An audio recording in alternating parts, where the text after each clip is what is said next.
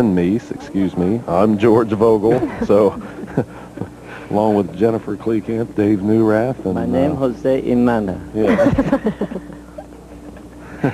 Is everything okay? Okay. Watched a great match in game number 2. This man earns the right to go into the championship match. Well, he finished our second match with 5 straight strikes, but starts out here with an 8 count. Hensley winning our second match over Doug Wilson, 225 to 194. Wilson beating Wayne Sherman in match number 1, 218 to 186. Jennifer, what do you think with, excuse me, George, with both players being from the same house, both in the same age group? Oh, as you see the chop there, a very, very brutal thing to start the match with. Do you think there's a little more rivalry than usual? Well, I think a lot would depend on, I'm assuming, that they don't bowl on the same team. I would say definitely, especially the age, because I know all the girls that are around my age that I've competed with over the years. There's always that extra edge that, I mean, everybody wants to win, and I know Glenn does, and I'm sure George would like to win one, especially for his dad, who died 6.5 years ago, and taught him everything he knows. Wow. You're gonna see a guy amped up. Watch the release. This is where the power comes from. Glen Meece at the line is as strong as they come. Right here, maximum torque, maximum body roll. This ball comes out of nowhere, head pin to the wall, all the way across, just in case something was there, and you saw the reaction. And yes, that was slow motion. A little bit of emotion here out of Glen Meece, our defending king of bowling. As the Sarge was quick to point out, Glen Meece in his games last week amped it up. He by far throws the ball as hard as anybody that we've seen on this telecast in years.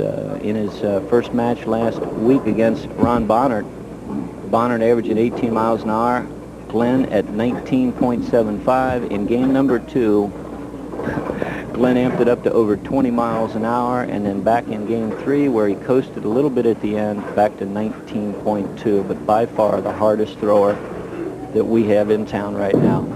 And what a strong ball. Ooh, now that is a toughie.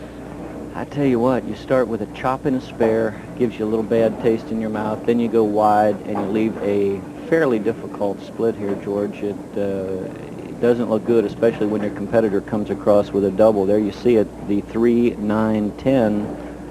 George has to hit the frontmost pin, the 3 pin there, just left of center, send the 3 into the 10, and the ball cut through and take out the 9. Let's take a look. It's close. That's it. Maybe that'll get him rubbing it up.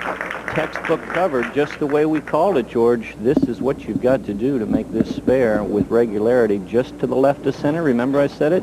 There it is, just to the left of center. Indeed, give Dave Newrath credit for that call. Thank you very much. But no credit for the shot, because this man made it, George Hensley. You got it. And you're right, this may, that may have been the shot to pump him back up and get him right back in the match, Jen.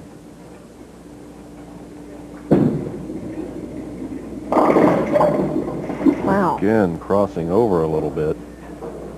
More tentative with his shots here, definitely against Glen Meece. I don't know if it's a fact of the commercial break, having a little time to calm down, or whether it's the fact that the champion is very overpowering. There you see him, he's deep in thought. A player with a great head, a great future in this town, Glen Meece. Oh, mercy. George Hensley just falling apart here in the early going of our championship match.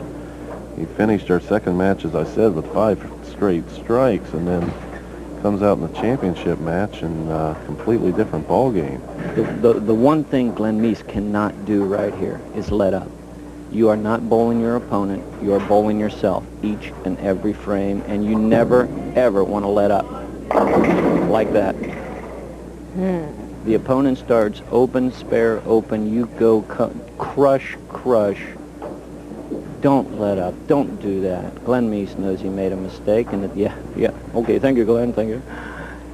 He knows he cut the ball a little short and pointed it up instead of just maximum revs. You can't assume you won any game in the third frame, ever. Takes the one. You just got to keep going for the throat, as they say. It's until the jugglers pop out. We don't want to get too graphic. Yeah, right. I guess you're right. But we do get the idea. He's got to reach back for a little extra, pump up the volume, as the song says, and get back on the strike trail. He's got a 19-pin lead here in the fourth. Much better shot. Much better shot. Looked almost identical to the first strike. The mental meltdown he had in the third frame. I don't think you're going to see that again. There you see it, 37 to 56, but a lot of paper with no numbers scribbled in yet. But Glen Meece gets back on the strike trail in the fourth frame. I'll be interested to see if John Burton's been keeping track of those last few balls for George, and the fact that is the lane either breaking down or is he softening up, allowing the ball to hook a little harder. Good point, John. Well, you will check it out. Going just a wee bit high again, leaving the 6-pin an easy spare, but against the champion, Glen Meece, I don't think you can count on 9 spare getting you to the championship. You know, I was interested, Glenn put down as his hobby bowling trophy collecting, and of course this year he will be collecting a few, I'm sure. But he's got to get through this man today, George Hensley. Struggling right now, but as we saw in match number 2, he can put it together. And put it together late, George. That's one good point that Glen Meece, I didn't notice if he was watching the match or not, but knowing that George is not the kind of competitor to roll over, should never ever let up until it is mathematically done. And with all this paper up there, that's not going to happen for quite a while. Both competitors coming from a bowling family. Glenn's dad and 2 sisters bowl, and I bowl with Patty Sprague and a sister. She's an excellent bowler.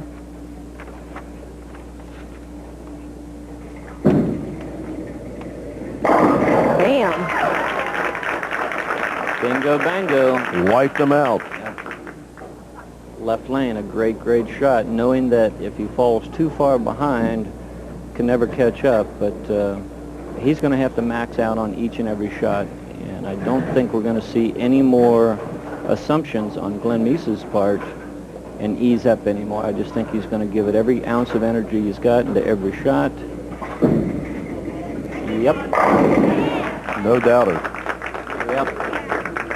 With the amount of torque that Glenn gets on the ball, I'd have to say he has a very high percentage of in-pocket strikes. As far as if he goes light, he's going to shake it left to right. If he's in the pocket, unless you get a very bad break, he's going to carry. Many folks using those batting gloves, though, Dave, that Glenn's got on there. Not really, George. It comes down to, there you see it, the N. I'm not quite sure what that stands for. We're not going to give a commercial cue, but we'll think of something cute later on. The batting glove is just something that Glenn likes the feel of the ball in the palm of his hand with that palm. Otherwise, he says he loses the feel of the ball. And this ball here that we're going to take a look at here on the replay has lots of feel to it. Take a look. Glen Meece not going to let up again. No way. Torque City. Bingo, goes through it, watch the head pin, go to the left wall. Yep, no sense going across the lane, everything's gone. And Glen Meece sitting on a 29-pin lead now. George has got to start striking. Here he is in the 6th. All right. There's a double. Great shot out of George Hensley. His back also against the wall. Take a look at this one. Yeah, he knows that there's no more tomorrow without this. He's eating grit in his teeth. The 1-2 filled up, 7-pin out late, but nevertheless, it is out of here. Interesting score. Now we see the whole sheet. The part that counts, anyway. Yeah, really.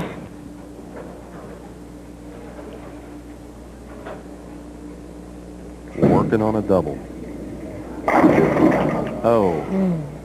Okay, he needed to get back on the strike train, a trail of them. Take a look at it here. He throws a little bit more tentative, wants to make sure he fills the pocket up. That he does, but watch the ball as it enters the 1-2. It goes to the left.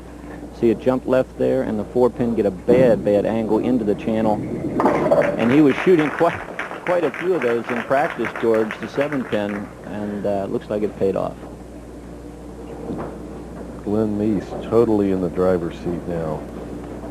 He's working on a 3-bagger up here in the 7th frame. I might add, Glen drilled this ball up Friday night. He said he needed something with a little more hit, a little bit more power for this particular house. If that's possible, he drills it up. Tommy Rowan at Tri-State drilled it up specially for him, put a little extra power in it, and by George, it's paying off. Take a look at this one, George. Glen, again, just straps it. Gets a little inside of his target, but the extra speed that this man throws and the extra power just generates all of that action.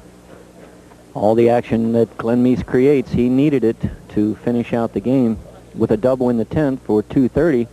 George Hensley, on the other hand, issued a challenge of his own in the 8th, 9th, and 10th frame, striking very admirably, but 201 does not beat 230. Glen Meece, our king, once more.